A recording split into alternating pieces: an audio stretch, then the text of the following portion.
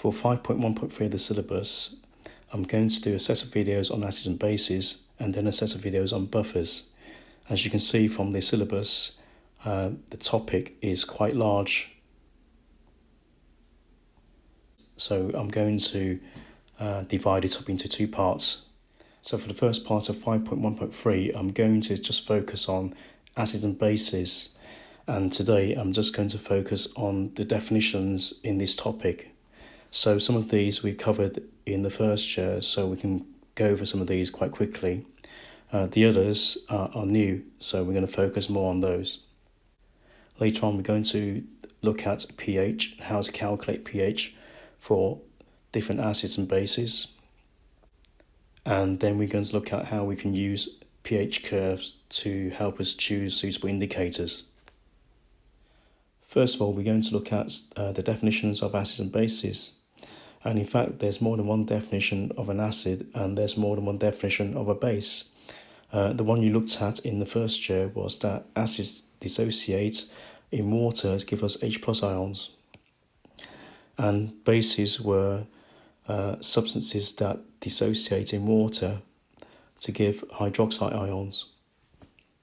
Without knowing it, you actually use the Arrhenius definition of an acid and a base. In the Arrhenius definition, neutralization is defined as the production of salt and water in the reaction between an acid and a base.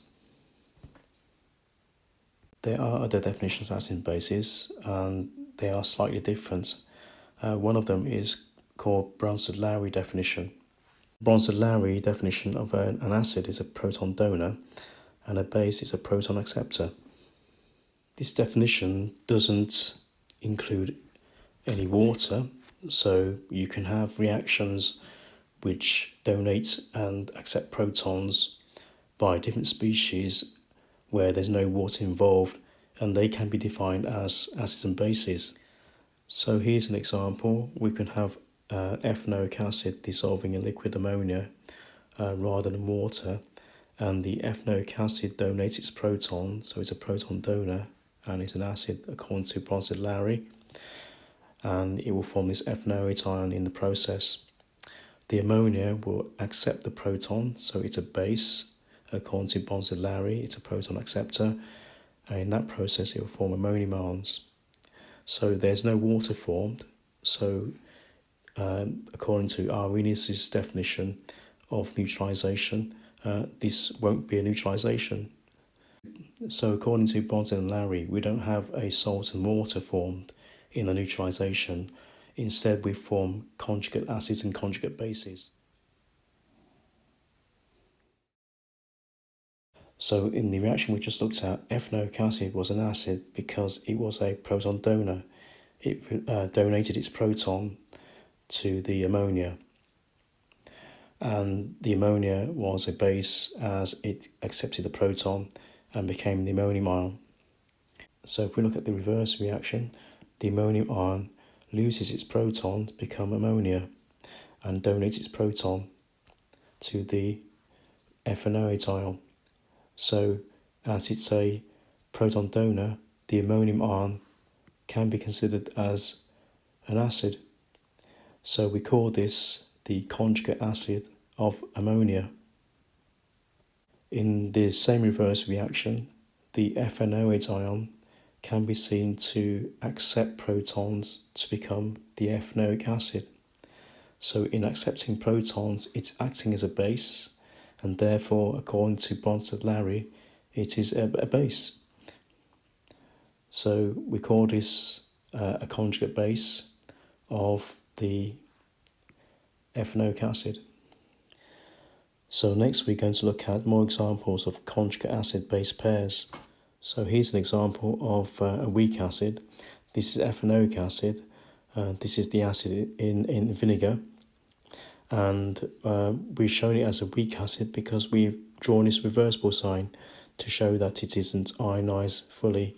It doesn't ionize 100% in aqueous solution. And in this equation, you can see the relationship between the acid and its conjugate base. So the ethanoate ion is the conjugate base of the ethanoic acid because the ethanoate ion can accept the proton, so being a proton acceptor, it's a base, and in doing so, it reverts back to the ethanoic acid. So in the equation below, we have a strong acid, but unusually, we've written a reversible sign. It's unusual because strong acids we show as fully ionized, so we normally just write a full arrow.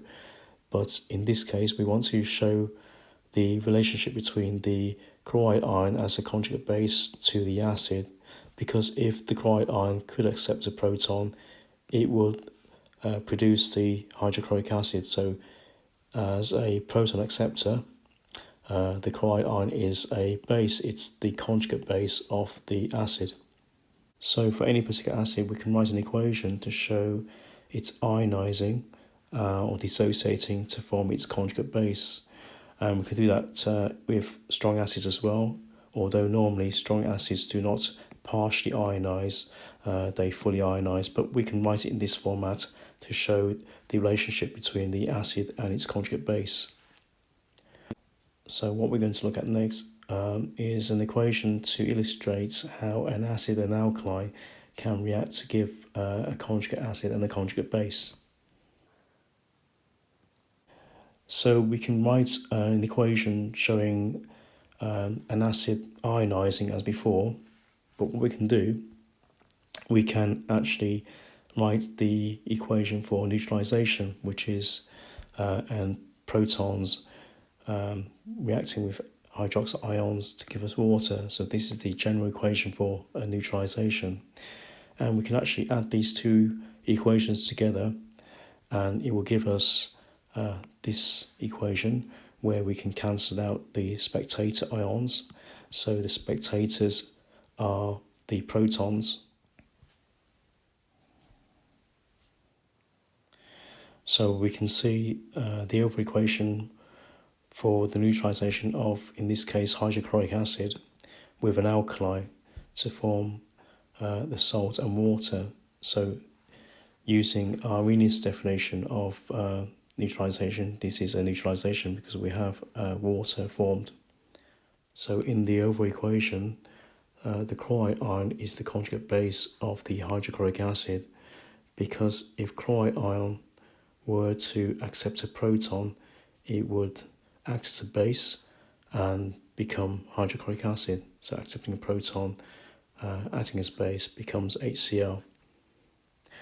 Also, water in this overall equation is acting as a conjugate acid to the hydroxide ions, because if water were to donate a proton and act as an acid, it will become hydroxide ions. Interestingly, water can behave as a conjugate acid or a conjugate base, so we're going to look at that next. So here we have the same acid dissolving in water and reacting with it to release hydroxonium ions. So actually, hydroxonium ions exist in acids rather than H plus ions, because H plus ions actually are not very stable by themselves. So here we can see water being a base as it accepts a proton from hydrochloric acid to give you the hydroxonium ions. So here we can see the nature of water being a base, whereas before the water was acting as an acid. So you can see water can behave as an acid or a base. We mentioned before that water can partially ionize to give protons and hydroxide ions. However, as we said, that protons are really not stable in solution. So in reality, we have this situation. Water actually ionizes to form hydroxonium ions and hydroxide ions. So in this ionization, the water is behaving as an acid and as a base at the same time. So one of the water molecules has gained a proton from the other water molecule and has given this hydroxonium ion, whereas the other water molecule has lost the proton to give the hydroxide ion. So here's a situation where water is acting as an acid and as a base at the same time. So far we looked at the Brønsted-Lowry definition of acids and bases, where an acid is a proton donor and the base is a proton acceptor, as opposed to the Arrhenius definition, which defines acids and bases in terms of dissociation to form protons in aqueous solution or hydroxyl ions in aqueous solution. We also looked at conjugate acid-base pairs, and we first looked at an individual acid ionizing to form its conjugate base and a proton. We also looked at the reaction between an acid and a base to form their respective conjugate bases and conjugate acids. And we looked at the behavior of water as an acid and as a base, so it is amphoteric. So next we're going to look at the definition of acids and bases in terms of mono, di and tribasic acids and bases. And we're going to look at the definition of strong and weak acids as opposed to concentrated and dilute. So we actually done this before, so this is a bit of revision. As a bit of revision, we can define monobasic acids as acids that releases a maximum of 1 proton per molecule of the acid. So we can have strong acids like hydrochloric being monobasic, sometimes called monoprotic, which seems to make more sense. And we can also have weak acids like ethanoic acid being monobasic. So you can see in ethanoic acid, although there are 4 hydrogens in total, there is only 1 hydrogen ion that's released for every molecule of ethanoic acid. So dibasic means that each molecule of acid can release a maximum of only 2 hydrogens per molecule. So again, we can have strong acids like sulfuric being dibasic, or we can have weak acids like carbonic being dibasic. So in the case of carbonic acid, it's not fully ionized initially, and we can have 1 proton being donated or released per molecule to give us hydrogen carbonate ions, and eventually that second proton can be released to give us carbonate ions. And we see this acid again when we look at buffers. So a tribasic acid is one where each acid molecule can release a maximum of 3 protons. And again, these protons do not have to be released or ionized from the acid all at once. So these can be released in stages. And we've met this example, phosphoric acid, before in the hydration of alkenes. And phosphoric acid is also found in cola drinks, and it's also used to remove brake dust from alloy wheels. Boric acid, I don't think I mentioned that before, but that's an ingredient in eye drops or some types of eye drops. Lastly, we're going to do some revision on the definition of strong and weak acids, and also compare strong to concentrated and weak to dilute, as a lot of people get those two confused. The definition of a strong acid is one that fully ionizes or dissociates in aqueous solution. So here are 3 examples of strong acids, and you need to know these 3 examples for the exam.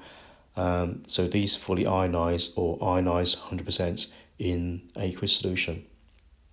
So weak acid is one that partially ionizes and doesn't completely ionize, or it partially dissociates in aqueous solution. So organic acids are weak acids as they tend to partially ionize. So we've met ethanoic acid several times in this video. We got phenol as well, which is also a weak acid. Here's a visual representation of what we mean by strong and weak and concentrated and dilute. So on the left here we have a diagram illustrating a dilute strong acid. So it's a strong acid because it fully ionizes. There are no unionized HCl molecules. It's only dilute because there's not many, there are fewer protons in the same volume of this acid here. So these 2 acids are the same volume, but there are fewer moles of H plus ions in a given volume. So the concentration of the H plus ions is lower for this acid on the left compared to one on the right, where there's a lot more H plus ions in the same volume, so high concentration of H plus ions. So this one on the right would be the more concentrated acid. Even though we have on the right here a concentrated acid, it is of a weak acid because this is ethanoic acid, and you can see not all the molecules of ethanoic acid has ionized, so it's a weak acid. It only partially ionizes or dissociates, but there are more of the molecules in total in the same volume. It's more concentrated compared to the one on the left.